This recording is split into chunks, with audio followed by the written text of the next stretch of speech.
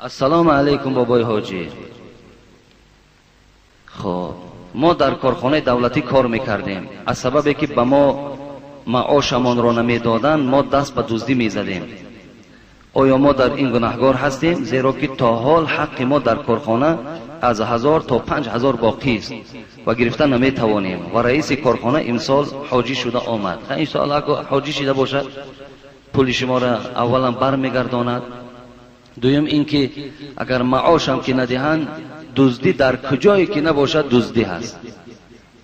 حتی که اگر از شما آدمای بیدین و بیدیانت هم که دزدی کنین دزدی است. برای همین برادرای عزیز در کدام کارخانه کار میکنین دزدی نکنین هیچ وقت، اگرچه معاش هم که برای شما ندهند. دزدی گناه هست برادرای عزیز.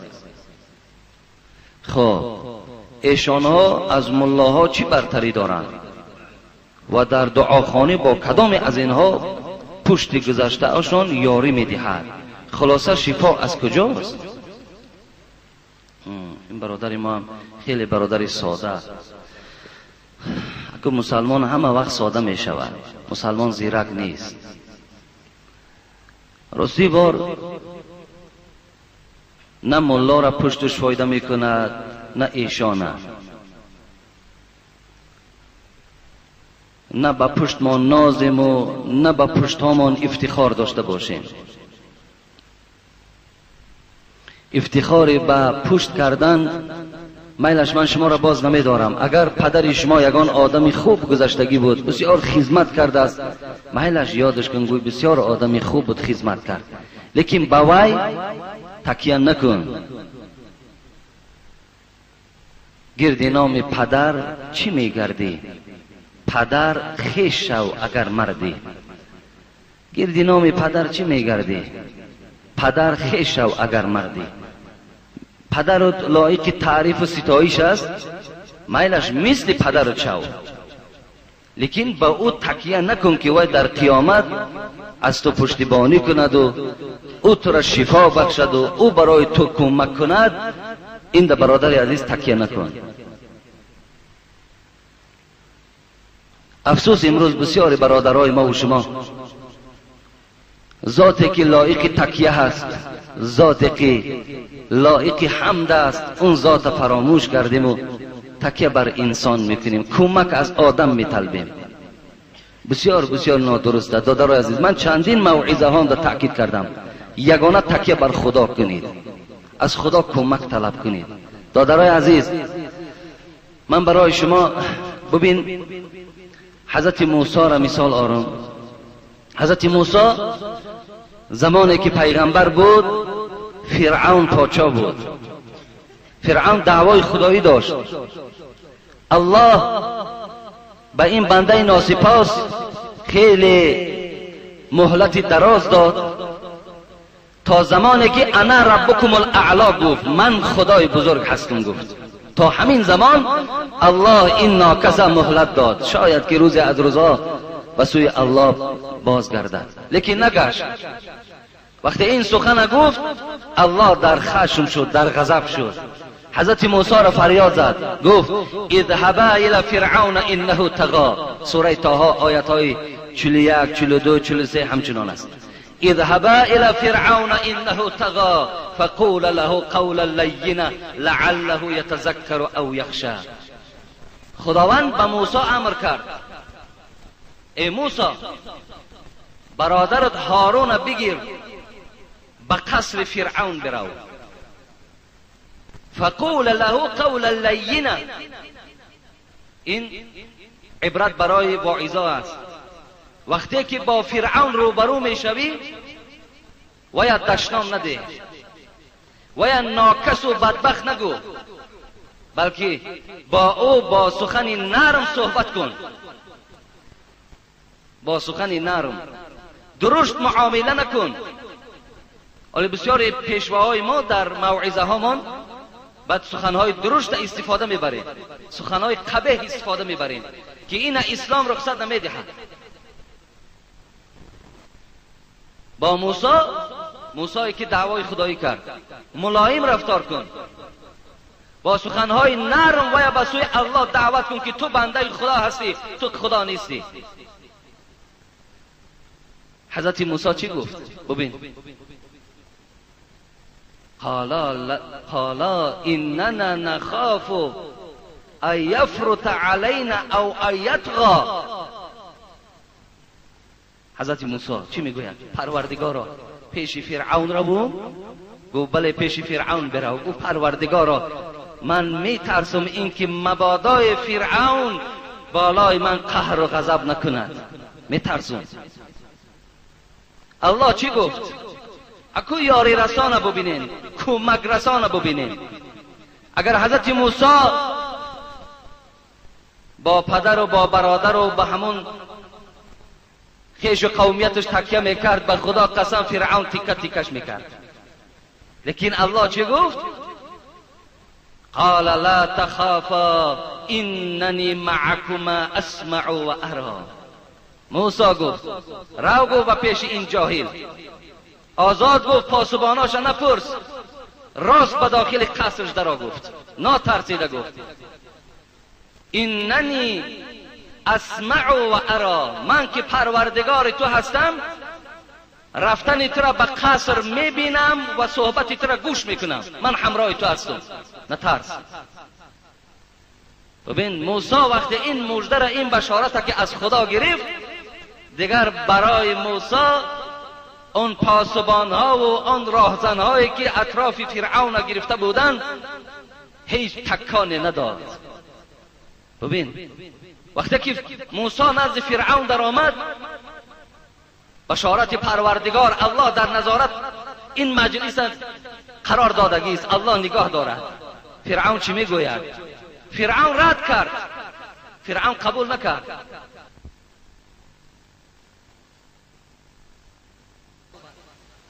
موسی گفت من قوه، هر چیزی که دارم الله دارم.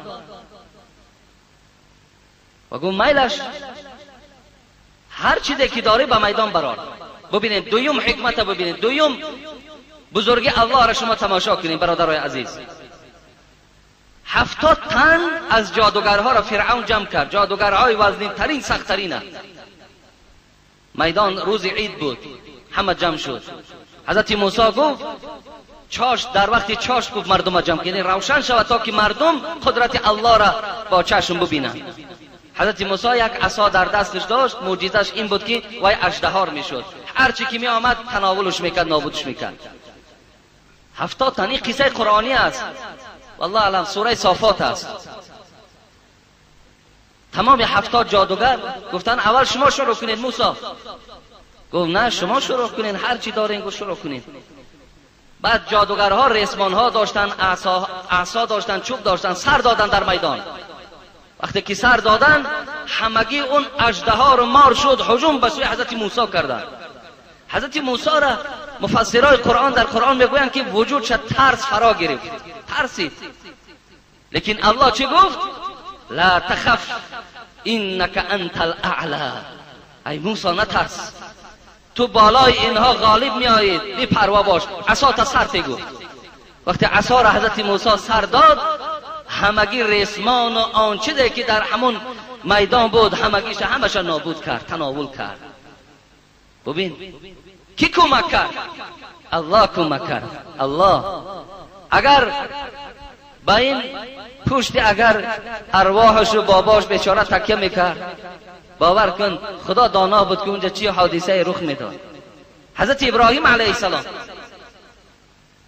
نمرود دعوای خدایی کرد، آتش افروخت، میدان عراق در عراق مفسرای قرآن میگن عراقی که امروز بیچاره‌های مسلمان سرسان و سرگردانند، عذاب دارن، مشقت دارن. خدا همه آن دهشت و وحشت از ملک اونها برداشته گرداند. روز آسوده و روز خوش خدا برای مسلمانای عراق هم نصیب گرداند. و هر کسی که برای مسلمان چاه میکند، در پیش او میخواهد که در عذاب مسلمان روبرو شود، خدای در چاه کندگیشان خودشان خدایا داخل گرداند. آتش کلان افروختند، آنچنان کلان بود که پرنده ها در آسمان دیگر پرواز کردن نمی توانستند. ابراهیم آوردن، باید در آتش پرتایند. لب لوچش کردن.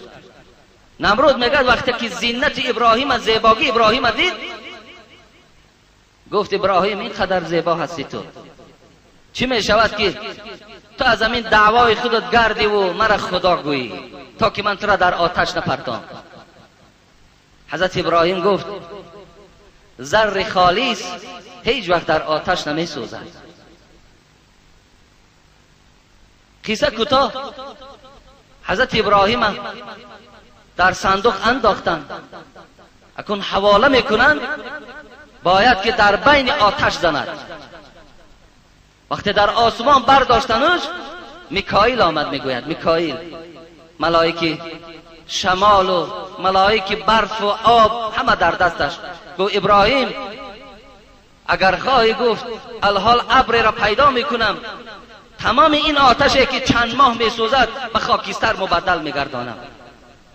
ابراهیم گفت قسم به خدا من به تو احتیاج ندارم، قسم به خدا گفت من به تو احتیاج ندارم. گفت ملائکه شمال آمد، ابراهیم خواهی اگر همین آتش به خدا قسم در خانه آن دشمنهای تو همگیش داخل بکنم. گفت قسم به خدا به تو هم گفت احتیاج ندارم. میگه جبرائیل علیه السلام به طاقت شد، خدایا مرا رخصت نمیدهی که تا که به ابراهیم کمک کنم. وقتی جبرائیل میگه پایان شد، گفت ابراهیم گفت من برای کمک تو آمدم. کمک میخواهی؟ گفت آن اللهی که مرا آفرید، آن الله با علم خود میداند که ابراهیم در کدام احوال قرار دارد. به این خاطر دعا میکنم که انت واحد فی السما و انت واحد فی الارض.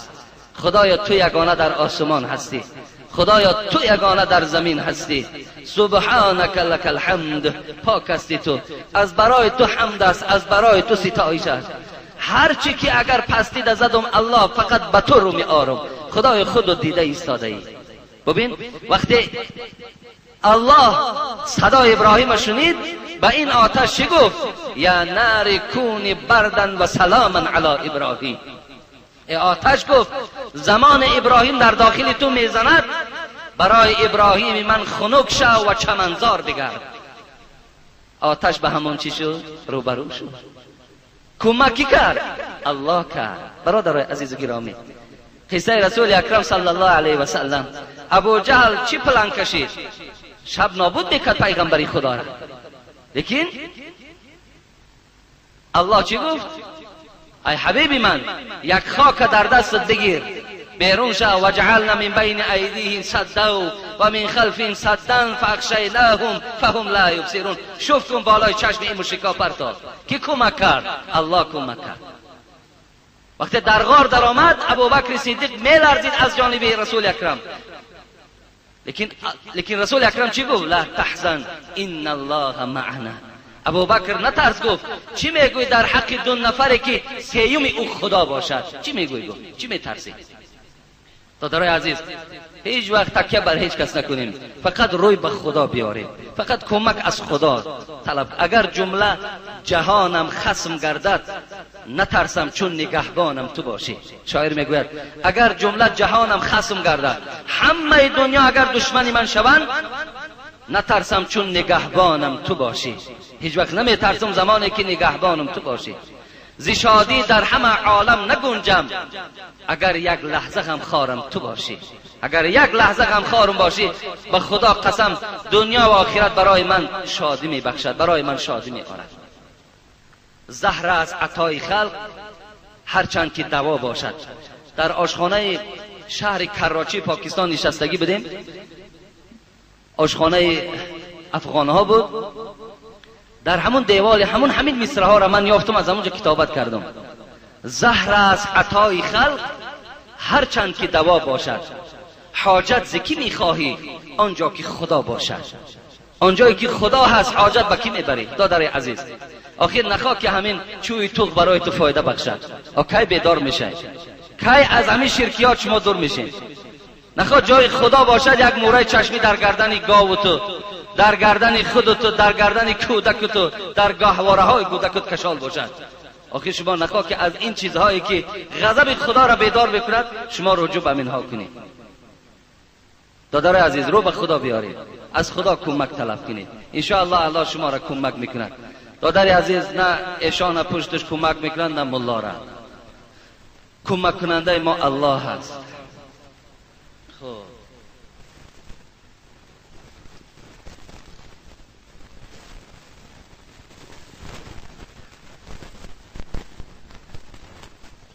السلام علیکم حاجی میرزا. سوال من تکرار است، از شما خواهش میکنم با این سوال من جواب گویید. پیشوای عزیز، در مسجد ما نماز خفتن را 1 ساعت بعد از نماز شام میخوانند و ما با مؤذن میگوییم چرا 1.5 ساعت نمیایستید؟ مؤذن با ما میگوید که طاقت نداریم، اما از آن را میشنویم لیکن نمیرویم. ولی میخواهیم که شما درباره این سوال ما جواب انیقش را دهید.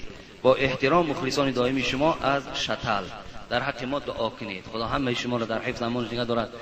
دادر عزیز، عبدالله ابن مسعود من حدیثش گفته بودم که از حبیب خدا پرسید ای العمل احب الی الله، کدام عمل محبوب خداست؟ رسول الله چی گفتن؟ الصلاة علی وقتها، نماز در وقتش خواندن. همین قوم ما 1.5 ساعت بعد شام نماز خفتن میخواند، همش طاقت دارند، هیچ چیشان نشده است الحمدلله که وقتشان خوش نماز میخوانند از پی خانهشان میشود. همه این برادرای عزیز روز به روز ایمان ها ضعیف شده ایستاده است. روز به روز شریعت ما آن چیزی که طبیعت ما میگوید به طبیعت خود ما رفتن میگیریم. آن چیزی که اسلام میخواد، قرآن میخواد، به او ما و شما روی نمیاریم. خدا رحمت کنه صوفی الله را، دل جدا زبان جدا باشد او کجا طاعت خدا باشد. جسم در خانقاه و دل در سیر، این چنین بندگی چی خط و چی خبر. دست در صبح زبان در یاد، دل در انجام دنیوی فریاد. ظاهر خود حرقه پوشی ها، باطن خود مکر و فریبی ها. ظاهر تا میبینند میگوین از تو در ایشان از تو در ملای خوب نیست، لیکن باطن خود مکر و فریبی ها.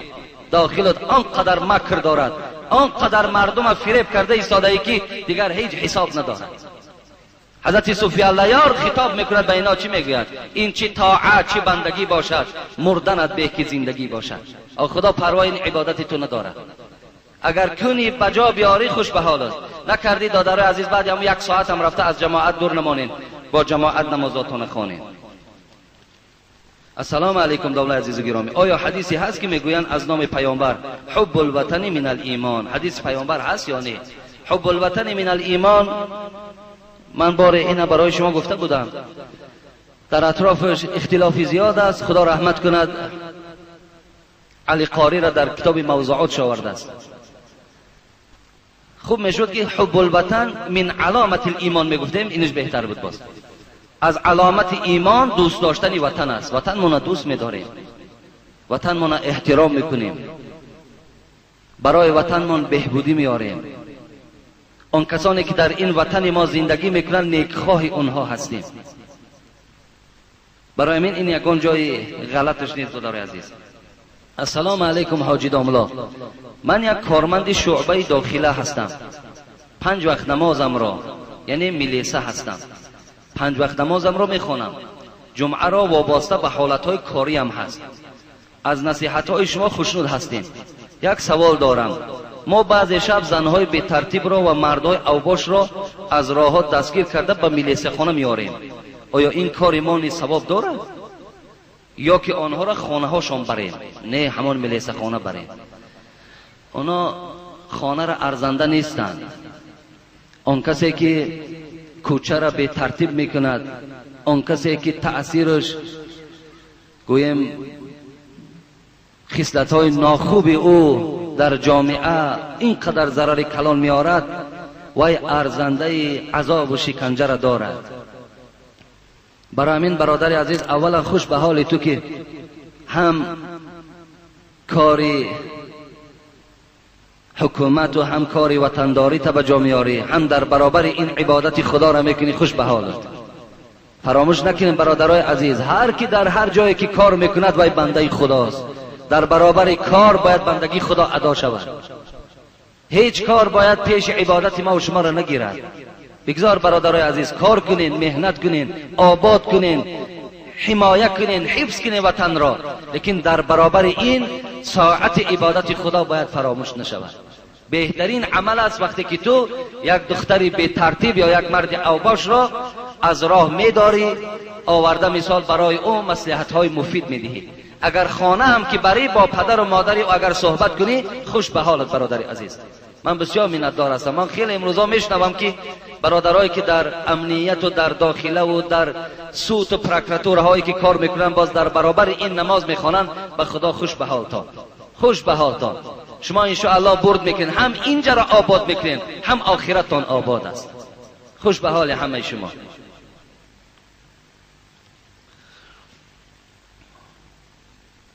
السلام علیکم اکای حاجی میرزا، من یک سوال دارم، خواهش میکنم با سوال من تعجیلا جواب گویید. من در خانه‌مان کاری ساختمانی دارم. یک روز مرا پدرم یک کار فرمود، من باشم با پدرم نگاه کرده گفتم حاضر، برادرم می آید کار را سر میکنیم. پدرم به من گفت طرف من نگاه نکن، در چشمت فلان کنم.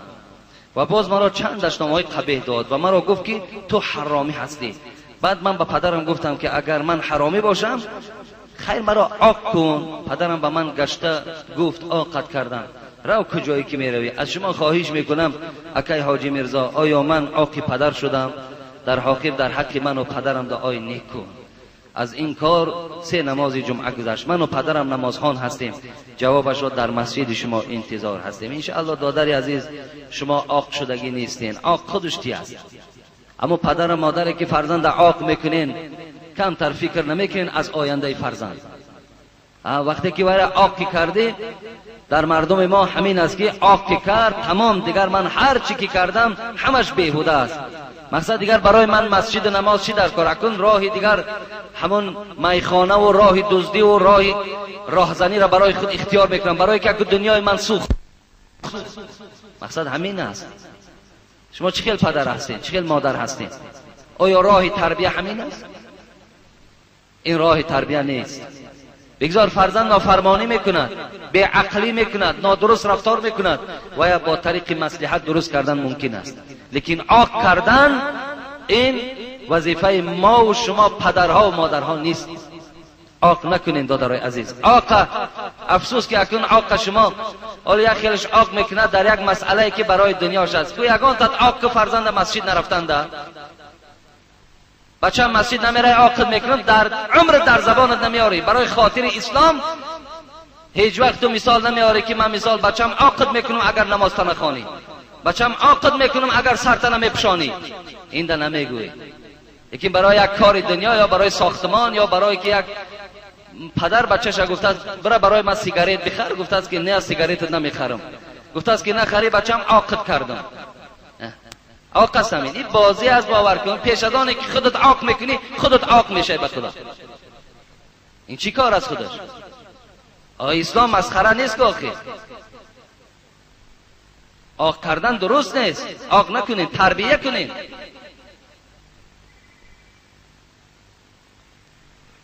دادر عزیز شما عاق نشدین، ان شاء الله توبه کنین به سوی خدا و این پدرم توبه کند، خدا میبخشتون. لیکن دادرای عزیز نسبت پدر و مادر احترامی بلند داشته باشید، بسیار احترامی بلند. السلام علیکم حاجی محترم، یک سوال دارم. من در دیه زندگی میکنم. وقتی که توی شد در خانه ما سرداران دیه مرا مجبور دارن که رقص و بازی تشکیل کن. من آنها را گوش نکردم، من را هر خیل تهدید کردند. من پند و نصیحت هم در توی نکردم، لیکن آنها را دعوت کردم نه آمدند. الحال ملال هستند، چیکار کنم؟ از آنها عذرخواهی کنم یا نکنم؟ مسلمانی ساده، آدمی که به ضد دین تو مبارزه میبره، مرا وجدانم آزاده، توی دارم هر خیلی خواهم توی ما میگذرانم. برای ما سردار دیه حکم کردن نمیتواند که تو توی ده برقص و بازی کن. رقص میکنی، بازی میکنی، هندو میاری، امریکایی میاری، خانه خودت حکمرانی، خانه ما خودم حکمرانم. تو چیکار داری به من؟ چه حق داری تو؟ بچه من است، دختری من است، به خیلی حالتهای وضعی تربیهشان کردم، هر خیلی خواهم هم خیلی جوابش میگم. همین خیلی آزادی خدا برای ما و شما موفق کرده است، داد است. تا جایی که کمک کنیم، تا جایی که مثال ما و شما مردم از راههای نادرست برگردانیم، برعکس تشویق میکنیم. نه گناهگار میشین دو درجه. او گناهگار است، پیش او کجا میروی تو؟ سلام علیکم اکای حاجی میرزا، با این سوال من جواب گوید. آدم قهری است، نماز میخواند، نماز او قبول میشود یا نه؟ نمازش قبول میشود لیکن اجر پاداش ندارد. آدمی که با یک برادرش قهری میکند، با اینا به نزدیکی ماه رمضان میآید، خداوند هم گناه همه انسان هم میبخشد مگر شخصانی که بین یکدیگر قهری داشته باشد. برای همین قهری نکنید دادر عزیز. در مسئله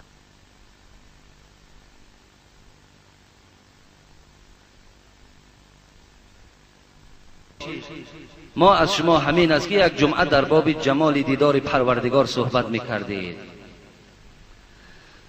انشاءالله خدا خواسته باشد این جمال دیدار پروردگار یکان جمعه میبخشیم. خدا خواسته باشد چگونه بنده مسلمان با دیدار پروردگارش روی برو میشود. خیلی نعمت خیلی بلند است که وقتی بنده با پروردگار رو برو میشود. استعمال کردن این نوع سیگارت تارت را میشکند. در آخر در حق ما مخلصان دعا کنین. من سوال اول در جواب گفته بودم، میتونین از اونجا شما این جواب بگیرید. السلام علیکم داملا، شما در یکی از صحبت ها گفتید که برای روزه های ماه رجب هیچ دلیل وجود ندارد، ولی وقتی که ما بر ریاض الصالحین نظر کردیم در آنجا حدیثی صحیح پیدا کردیم با روایت امام ابو داود که در آن رسول اکرم بر روزه گرفتن در این ماه توصیه دادند. راوی این حدیث که راوی میگوید که رسول الله 3 بار این سخن را تکرار کردند. می توان متن پره حدیث را در کتاب نامبر شده بخوانید. آیا این حدیث دلیل شدن نمی تواند؟ سوال فوری است. دادر عزیز، در ریاض الصالحین بالکل وجود ندارد. این تهمت نکن که در باب ماه رجب حدیث باشد که پیغمبر 3 بار ما را توصیه به گرفتن داده باشد، قطعیاً وجود ندارد. تو تهمت میکنی. و این خاطر تو اگر بسیار خوب میشد رقم حدیث می نویساندی، من در بین مردم میخواندم. برادر عزیز، من برای شما گفتم اگر دلیل هست، حجت هست، بیان کن. نام کتاب، رقم حدیث، در کدام صحاح 6 وجود دارد، من در بین مردم خوانده دهم. تا حال من از قولم بر نمیگردم. من گفتم ماه رجب دلیل ندارد، تمام دیگر. داری دلیل، حجت داری، رقم کتابش معین کن، والله که در بین مردم میخوانم. لیکن نداری برادر عزیز، و این حدیث بالکل وجود ندارد در ریاض الصالحین. خب آخران سوال میخوانیم. حضرت التماس مسجد زیر را نصیحت کنید تا خاموش گوش کنند. مراد از اهل نمازگزاران تهخانه است. خدا حافظ شما. برادرایی که در تهخانه میخوانند از اونجا البته کمی گپزنی ها کردن. در حالت صحبت سخنرانی نکنید دادر عزیز. با دقت گوش اندازین. به خدا هر چی میگم برای فایده شما میگویم. هر چی میگویم والله که از سوز دل میگویم. هر چی میگویم برای بهبودی میگویم. و الا من نمیتونم مثل دیگر بعضی شخصیت ها خاموشی را برای خود اختیار کنم، چیزی نگویم. لیکن این برای خود جنایت میشمارم، بلکه به سمع شما میرسانم هر چیزی که حقیقتش است. میدانم حقیقت تلخ است، بسیاری کسا را نمیفارد. لیکن چیکار کنیم که ما مسئولیم، مسئولیت دارم.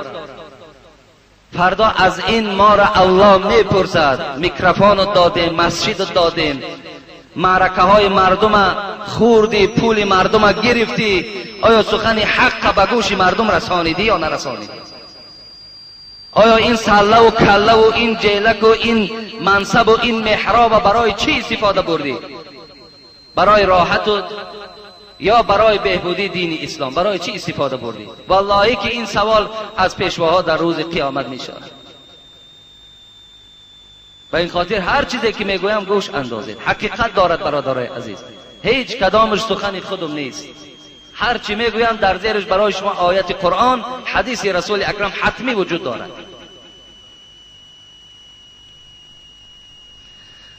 دعا کنید. حاجی مظفر مهمان هستند، یک مبلغ دادن برای آبادی مسجد. از جنازه کوچه پرتاپاپو که گم شده گزاد سامانی است. این نام‌ها دیگر ارزش ندارند در جای ما.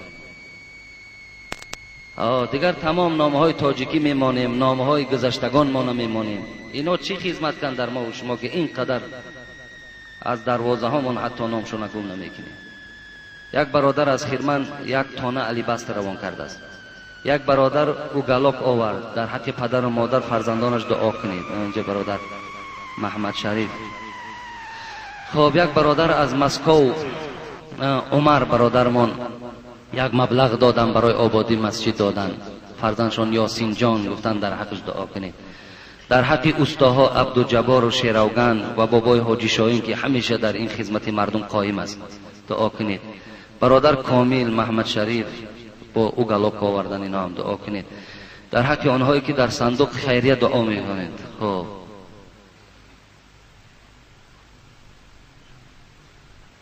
خب در حق آنهایی که در صندوق خیریه صدقه میکنند دعا کنید. برادرایی که در صندوق خیریه کمک میکنند. رحمت کلام برای کمکاتون، برای دستگیریتان. انشاءالله آبادی مسجد آبادی دین ما و شماست، پیشرفت ما و شماست، آبادی شهر ما و شماست. البته فایده های خیلی زیاد برای ما و شما دارد. دعا کنیم که خدای مهربان اولا از این مکافات و اجر این روز جمعه همه ما و شما را برخوردار گرداند و محبت این عبادت خداوند در دل همه ما و شما جایگیر بگرداند و اون برادرانی که خیر و احسان کردند هر آرزوهایی که در دل دارند خدایا با فضل و کرم خودت برآورده بگردانی. اللهم اعین علی ذکرک و شکرک و حسن عبادتک. آمین یا رب العالمین.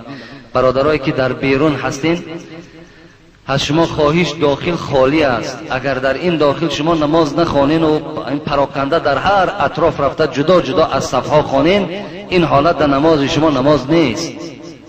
اون قدر وقت نیست. اما من درازی بدم نمیخوانم، همگی همین 10-15 دقیقه است.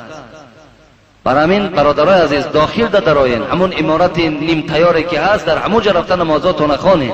هر جا پراکنده میخوانین نمازتون نماز نمیشود. خب مرحمت از اون بین.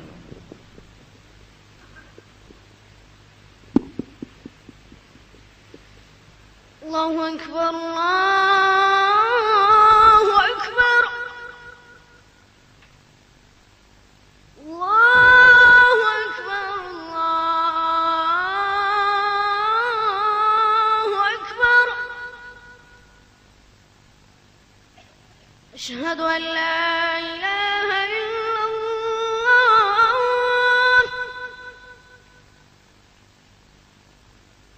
اشهد ان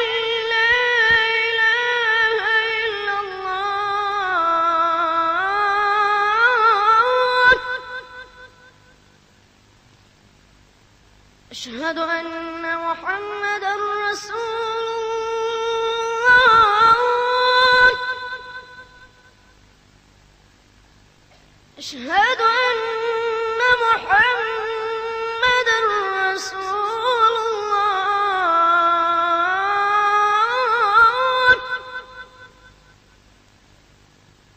حي على الصلاة.